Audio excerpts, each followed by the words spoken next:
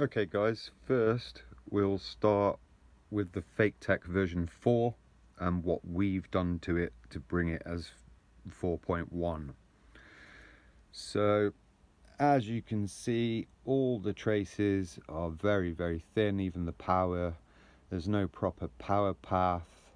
You can see, where's my finger? Right there, where a wire was shot through a line. That's just not great design. Lines like this, especially this one, is very jagged. It's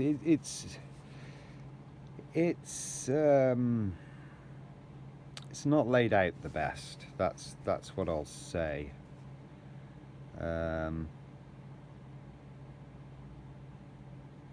Yeah, I mean it, goes all the way like that, whereas them two should just float down to where they need to be, that sort of thing.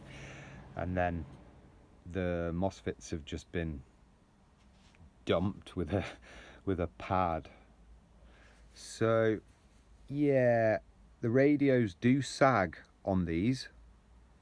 On the bench supply, well, with a 1200 LiPo, you can see about half a volt drop when the radio keys. So this is because the traces are too small for the radio. That will be the ground then, and that's the 3.3, the third pad down. I'm sorry I haven't got a bench right now or anything, filming this on a potato, but yeah, how it comes down, it's really skinny, and it's not the best. So we decided to clean it up, and here's Robinson Labs. So as you can see on the old one, where all the traces are all messy and diagonal, and it's just not laid out nice. Whereas this one is much better. We actually have rounded traces, no harsh paths. We've now removed the holes so that you can just paste the lot, stick it on the hot plate, and it's done. Buttons, Pro Micro, and the radio all in one. Now, moving on to the back. As you can see, what they did was they moved the voltage divider to the top, but also called it B- and B+, which is very strange. So what did we do?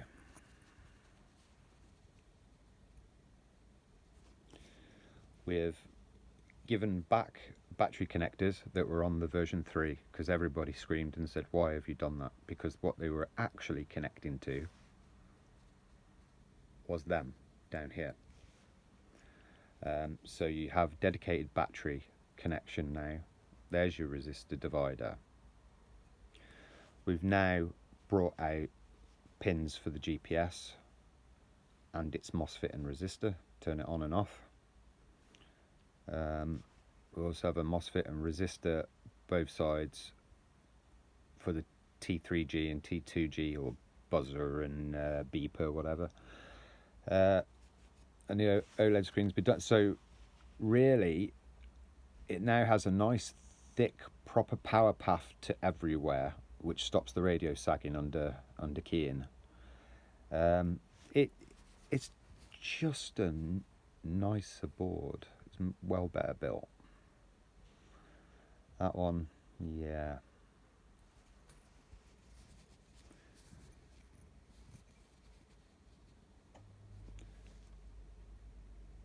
So, FAKETEC version 4.1 by Robinson Labs. If I had to, seeing as it costs the same to make your boards, I know which Gerbers I would pick. Now, moving on, for all you solar repeater builders, I've got a new breed. No solar, municipal powered.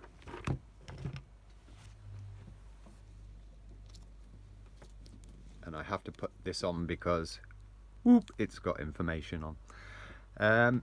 Yeah, everybody should know what this is. This is a photo cell from a streetlight. Has 3 connections: phase, ground, and switched phase for the light, which is perfect. Now, you don't have to do anything with the circuit board. It will control the light as it does. All we've done is we've took the live and neutral from the mains feed, and we've then, I'm trying to do it without showing you the labels, I'm afraid. Just here has been inserted a board from inside a £1 fake Apple charger. You wouldn't want to plug your phone in, you know, the isolation in it's very bad, but for this application, for £1, it wins. Obviously then you can then see the FAKETEC version 4.1 in there, and obviously that's a TP4056, and in the base, which can't be seen, just about be seen, is 2 500 milliamp shit in the bags lipos. So how have we decided to power the FAKETEC? Well, the FAKETEC is not being powered by 5 volts off the power supply. The FAKETEC is purely battery driven, and it is being looked after by the TP4056. There's a reason for this. One, it runs off battery all the time. 2, the battery is separately maintained and charged when it dips in and dips out. It only ever gets to about 95%, and then boom, the red light comes back on and we're charging. It should turn blue any minute.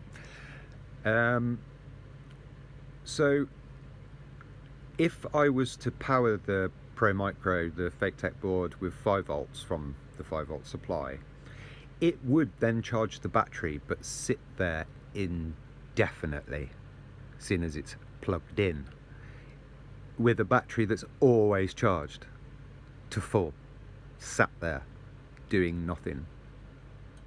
So that's the reason we decided to run the FAKETEC from the battery and have a separate charging system and monitoring for the battery. What else to say? Yeah, drill a hole in the top, obviously epoxy in and out your SMA, heat shrink on a 6 dBi. As soon as this goes blue, it's already programmed, it's already got all of its information, can't show you that. As soon as the blue light's on tonight, this will be placed. So, like a Haynes manual, there's your 90%. If you know how to build one of these, you know how to build one of these. The last 10%, how you get up the lamppost, I'll leave to you guys. Thank you for watching.